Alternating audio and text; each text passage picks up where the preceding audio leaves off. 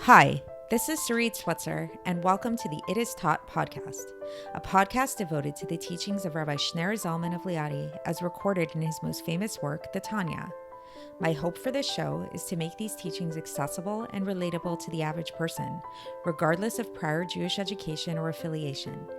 The episodes follow the prescribed daily study portions and are meant to serve as practical lessons in how to live your life as your true self and develop an authentic and powerful relationship with your Creator. I have personally experienced the effects the study of this work has had on me, and I'm excited to share what I can of this knowledge with you. So please join me on this journey of learning, self-growth, and connection with your source.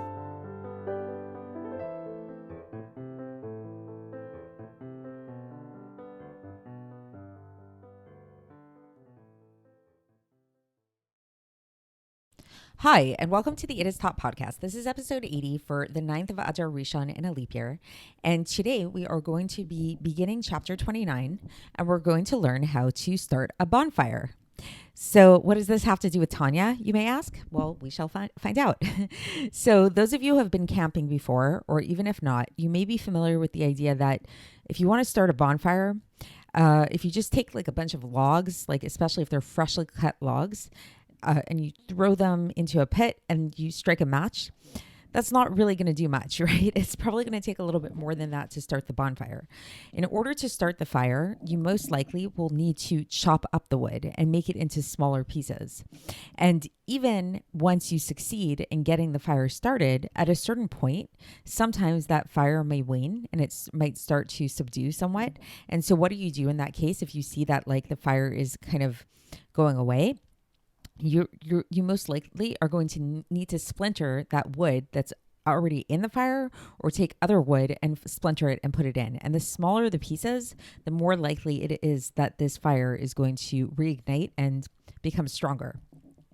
And so this is actually not my analogy. This is an analogy that the Alter Rebbe himself brings down, and he takes it from the Zohar, where this analogy of splintering wood is used to explain our heart and to explain the fire of our heart and how to ignite the fire of our heart.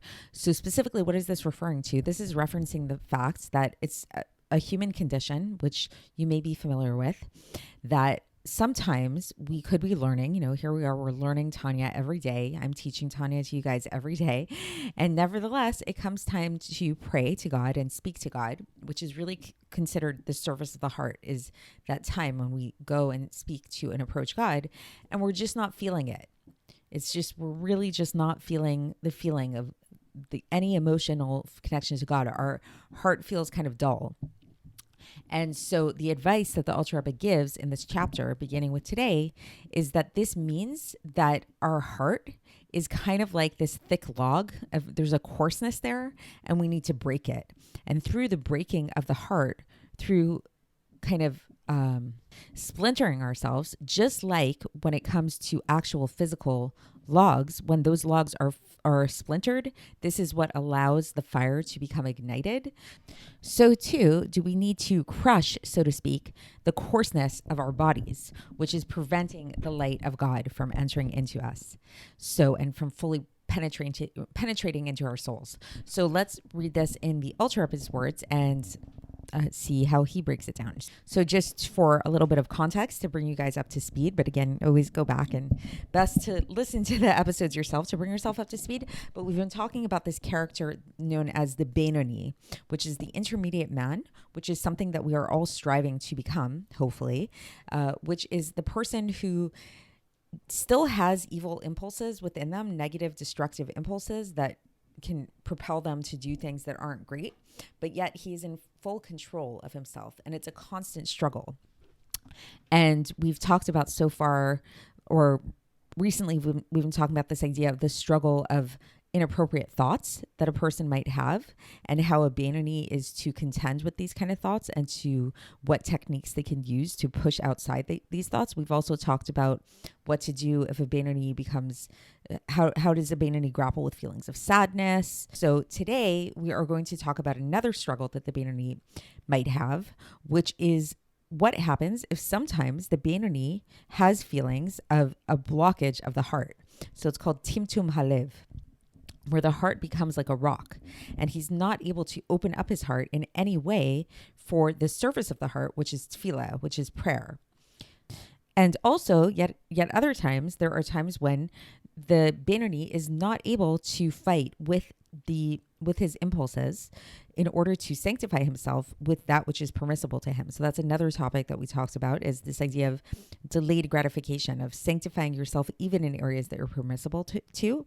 And so sometimes there are times when the Benoni feels this heaviness in their heart, and they're finding it difficult to fight in this way and to sanctify themselves with permissible matters. So what is the advice that is given to them? So the Alter Rebbe says that the advice is given actually in the Zohar, and this is taken from the Zohar, the third part of the Zohar on page 168a, where the president of the Academy of Gan Eden said that a wooden beam which does not catch fire should be splintered. And just like this, a body into which the light of the soul does not penetrate should be crushed. So what does this mean? This means that the light of the soul and of the mind does not shine sufficiently in order to rule over the materiality that is within the body. And so even if a person understands and meditates in their minds on the greatness of God, he doesn't really grasp it. It doesn't stick in his mind so much to the point that he's able to rule over the physicality of the heart due to the materiality and due to the coarseness of the heart and of the mind. So that's the section for today. So just to give a little bit of a recap, is basically what the Alter Rebbe is teaching us here is there could be times when you have somebody who is really, they're not a wicked person. In fact, it's actually a Benoni. It's somebody who really never does anything wrong or against God's will ever. And they even learn Torah and they think about God and they think about how great God is and all of that. But nevertheless, they encounter a certain struggle, which is that their heart feels dull.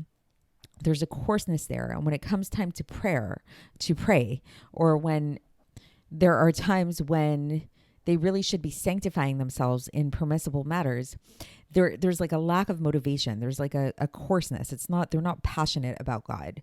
And somehow whatever it is that they're learning is not seeping into them in a real way. And the Alter Rebbe says that this is due to the coarseness of the heart and the coarseness of the mind and the physicality of their body. And so what is the solution to this? Well, if we really kind of break down what's happening, is that there's a blockage of the light of the soul, and the light of the soul is not able to penetrate into the body. And so the Alter Rebbe likens this to a bonfire, and the Alter Rebbe likens this to the fact that when you have a log that is just not catching fire, this is because the log is too coarse and the log needs to be splintered. And so sometimes you need to splinter that log in order to allow the flames to let the flames breathe, create some space, basically. And we'll see, and the Alter Rebbe is going to explain this a little bit more as we get further into the chapter, that this is the same advice of what we need to do in order to let the light of our soul come in. Just like the log that needs to be crushed and splintered, so too do we need to be kind of crushed and splintered in a certain sense. So we'll learn a little bit more what that means as we go further, and I will speak to you then. Thanks for listening to the It Is Taught podcast, hosted by Sarit Switzer. This podcast is dedicated in loving memory of my maternal grandfather, Avraham Yitzchak ben Binyamin HaKohen of blessed memory. Music by Shoshana. If you enjoyed this episode and would like to support the show, please share it with others and subscribe on YouTube, Apple iTunes, Spotify, or wherever you listen to podcasts. And make sure to leave us a 5-star review. To find out more about the It Is Taught project, including more information on my soon-to-be published book, please visit our website, itistaught.com. To catch the latest from me, follow me on Facebook, Instagram, and Twitter. Looking forward to speaking with you tomorrow, and until then, have a great day.